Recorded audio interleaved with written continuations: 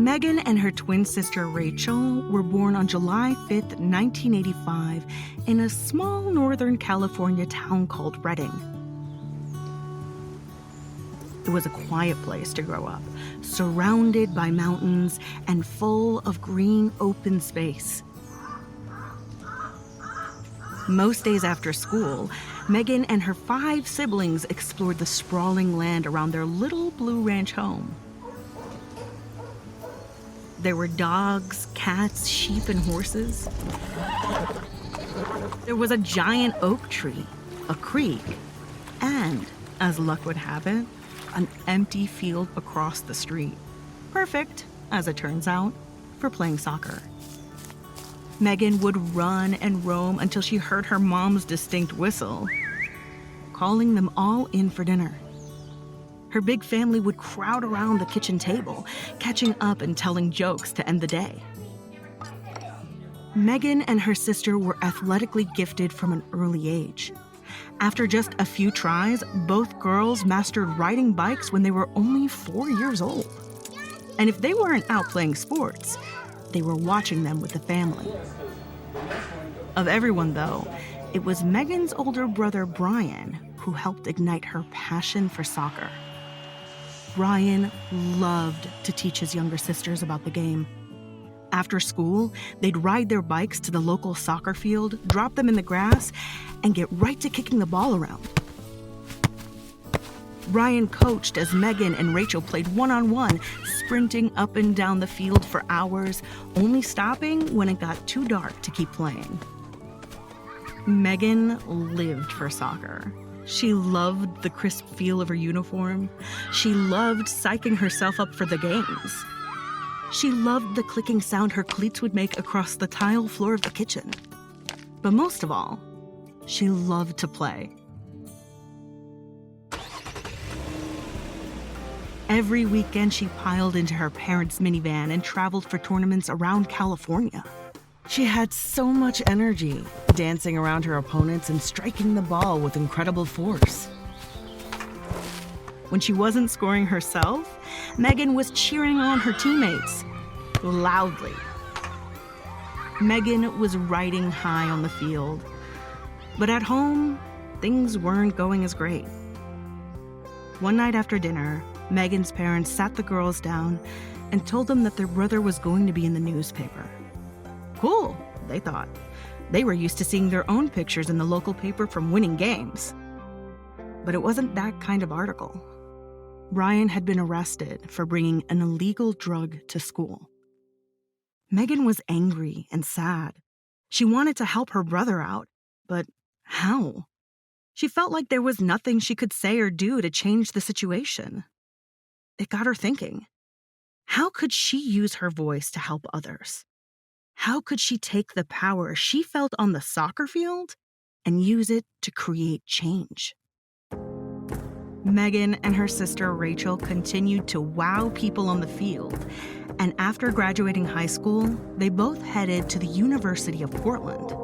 There, they played soccer for the school in front of hundreds of adoring fans. The cheers and applause were like a new kind of fuel for Megan, and she helped the school win lots of games. But it wasn't all easy. Megan was injured twice, and both times the recovery took her out of the game that she loved. She also made a huge decision that would affect the rest of her life. She was going to enter the women's professional soccer draft. That's a competition where all the major soccer teams choose which players they want on their team. This was the big leagues. In the very first round, Megan was chosen to play with the Chicago Red Stars. Soon, she became one of their all-star players, and 2 years later, she was invited to play in the World Cup. Megan was used to the noisy college games at the University of Portland and the cheering fans for the U.S. women's national team, but nothing could prepare her for the roar of the crowd at her first ever World Cup. After beating North Korea, Megan and her teammates faced Colombia for their second game. The players lined up and got ready to take the field. Megan was laser-focused and waited silently as the cheers of the crowd faintly echoed in the distance. As she and her teammates jogged onto the field, the noise grew louder and the crowd chanted, "USA! USA!" The first whistle blew. The United States kicked off the ball and passed it downfield toward the goal. Colombia was a strong match and defended their net. Megan, who was on the bench, tapped her cleat impatiently on the soft grass. Despite all her hard work, she didn't start this game. She was frustrated, but more importantly, she was fired up and ready to play. And so were her teammates, who swiftly rushed the ball back toward the goal. With a hard, fast kick, the ball soared through the air, past the goalkeeper, and straight to the back of the net. Goal! At halftime, the United States was up 1-0, but they wanted a bigger lead to secure their win. Now was Megan's chance. Megan ran onto the field fast as lightning. 5 minutes sped by on the clock as Colombia and the U.S. tussled for the ball. Megan darted close to the goal line and cut toward center field. Her foot made a clean connection with the ball. It sliced past the goalkeeper's open gloves and boom. She scored and the U.S. would go on to win the game. Out of the corner of her eye, Megan saw a microphone lying on the ground next to the field. She ran over, tapped it twice to make sure it was on, and sang, "Born in the USA," loud and clear. Megan raised her voice, and the world took notice. The U.S. women's team advanced, and a few days later, were up against their rivals, Brazil. The U.S. scored early in the game, but Brazil quickly tied it up. Megan and her teammates made sure not to let another goal pass as the clock ran, her muscles stretched and tensed, sweat dripping down her face. Megan's heart raced. She was ready to fight for this win. Brazil fiercely protected the ball while one of Megan's teammates scrambled for it and successfully broke away. They dribbled up the sideline, searching for an open player. Megan rushed up the left side. She was open. It felt like an eternity as the ball passed upfield to Megan. She planted her right foot hard into the grass and with a mighty sweep of her left, sent the ball soaring, a long arching cross pass straight to her teammate, Abby Wambach, who struck the ball with her head, sending it into the goal. The U.S. pulled ahead to win the game. Electricity coursed through Megan's body. She was invigorated, and so were their fans. 62 million people watched as the U.S. and Japan met for the final match. Although the U.S. lost the final that year, the whole world was listening now, and Megan wanted to speak up. On the flight home from the World Cup, something was nagging at Megan, and it wasn't the loss. She didn't feel like the world really knew who she was. Growing up, Megan was different. She was always confident, especially on the field, but something felt like it was missing. As her classmates went on dates and wondered which boy would ask them to prom, Megan wasn't that interested. While her friends followed new trends, Megan did her own thing. It wasn't until she got to college that she started to feel more like herself. And then one day, everything really fell into place on the soccer field. As Megan warmed up during practice, she looked up and realized something extraordinary. She had a crush on one of her teammates. That old, lingering feeling of confusion was different now. Now, Megan felt awesome. She had discovered another part of herself. She identified as gay. Megan felt more comfortable in her own skin than ever before. She came out to her friends and family right away. But the rest of the world, including those 62 million fans, didn't know about this vital part of her. It was time to show them who she really was. For the rest of her flight home, as the plane soared high above the Atlantic Ocean, Megan hatched a plan. She would publicly come out as gay. By sharing her story, she wanted to inspire other people to embrace their own. Just a few months before the 2012 Olympics, Megan officially came out in a magazine interview. She talked about representation, acceptance, and equality.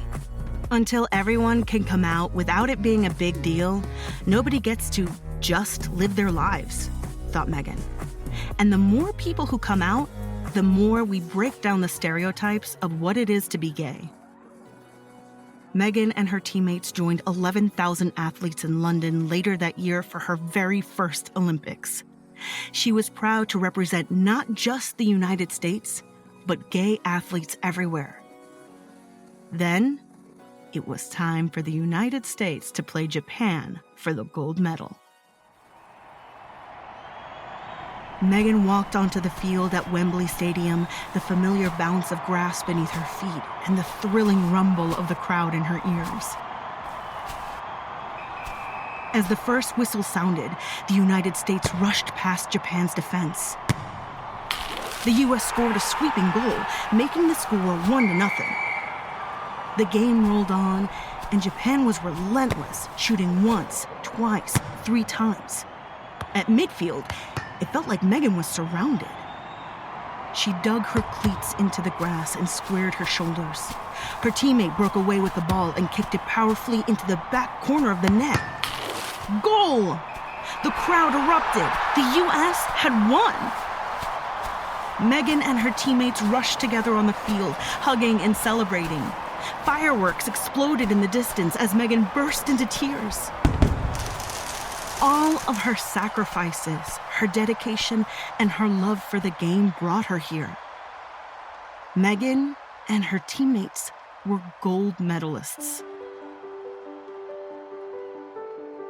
The more Megan and her team won, the more people wanted to hear what she had to say.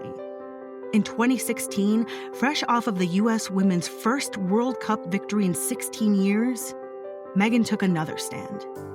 That summer, American football player Colin Kaepernick knelt during the national anthem to send a message about social injustice and racism. Just like Megan, he used his voice to speak up for those who couldn't. Megan was inspired. So a few weeks later, before a game in Chicago, Megan knelt to show the world she supported Colin and Black Americans everywhere. Many people disagreed with her protest, including the U.S. Soccer Federation. But Megan continued to find ways to defend what was right. The more you stand up for others, she said, the easier it is to stand up for yourself. It wasn't long before Megan had a chance to become her own advocate. The U.S. women's soccer team was not being paid the same amount as the men's team for the exact same work. It wasn't fair. Megan and her teammates were fuming, and they were going to do something about it. They took this fight all the way to the 2019 World Cup in France. Sporting her new cotton candy-colored hair, Megan and her team moved through the first rounds of the World Cup with fierce determination, not letting in a single goal. When they faced the Netherlands in the finals, Megan wasn't just playing to win, she was playing for equal rights, equal pay, and the right to be different.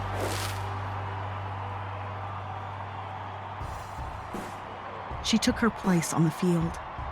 It was a crisp summer day as thousands of fans packed the stadium. The Netherlands were fierce opponents, and the U.S. didn't score a single goal for the first 30 minutes of the game. But in the second half, they won a free kick. Megan charged the ball. She sent it soaring straight and fast to the back of the net. Goal! The crowd's cheers grew louder. Through the shouts, a single united chant rose up. Equal pay! Equal pay!